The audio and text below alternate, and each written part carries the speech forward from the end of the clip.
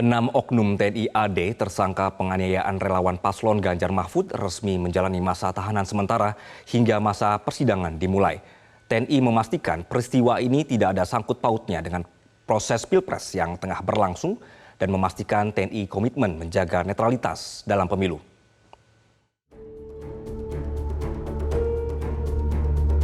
TNI Angkatan Darat menyatakan 6 prajurit TNI AD yang menganiaya relawan Ganjar Mahfud di Boyolali, Jawa Tengah sudah ditahan untuk sementara waktu. Ke-6 prajurit tersebut telah ditetapkan sebagai tersangka oleh Detasmen Polisi Militer Surakarta. Kepala Dinas Penerangan TNI AD, Brigjen TNI Christo Mesianturi menegaskan, TNI AD berkomitmen menegakkan aturan hukum yang berlaku, termasuk kepada anggotanya yang terbukti bersalah dalam kasus penganiayaan relawan Ganjar Mahfud di Boyolali, Jawa Tengah Sabtu lalu. Ke-6 tersangka kini ditahan untuk sementara waktu sambil menunggu proses hukum lebih lanjut. Dirinya juga menegaskan, peristiwa pengeroyokan di Boyolali tidak berkaitan dengan dukungan kepada paslon tertentu.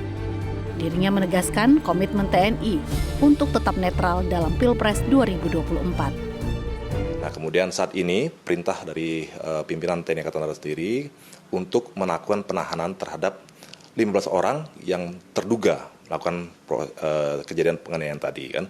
Dari situlah kita melihat mana sih yang terduga tadi yang betul-betul melakukan pemukulan, mana yang tidak. Nah, saat ini sudah ditetapkan 6 tersangka. Sikap TNI adalah netral.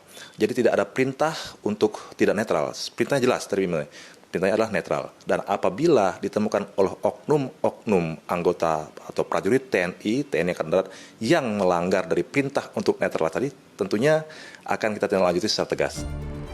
Sementara itu, Kapendam Diponegoro Kolonel Richard Harrison menyebut, kasus penganiayaan akan diserahkan ke auditor militer sebelum disidangkan di pengadilan militer.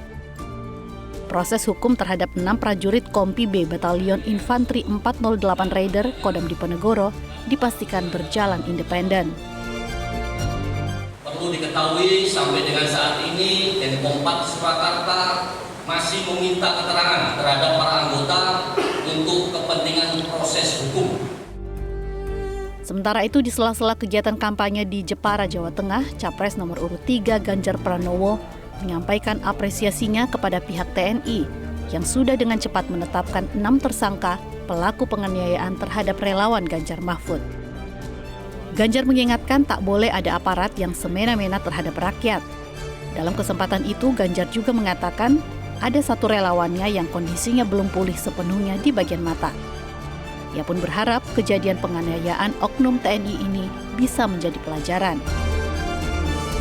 Cukuplah pelajaran hari ini agar kita bisa saling menghormati, tapi saya apresiasi pada TNI yang melakukan tindakan cepat dan kami senang karena kami akan mendapatkan informasi perkembangan terus-menerus.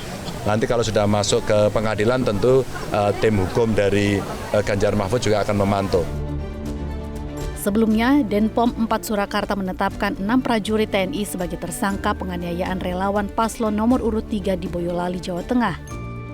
Mereka adalah Prada Y, Prada P, Prada A, Prada J, Prada F, dan Prada M.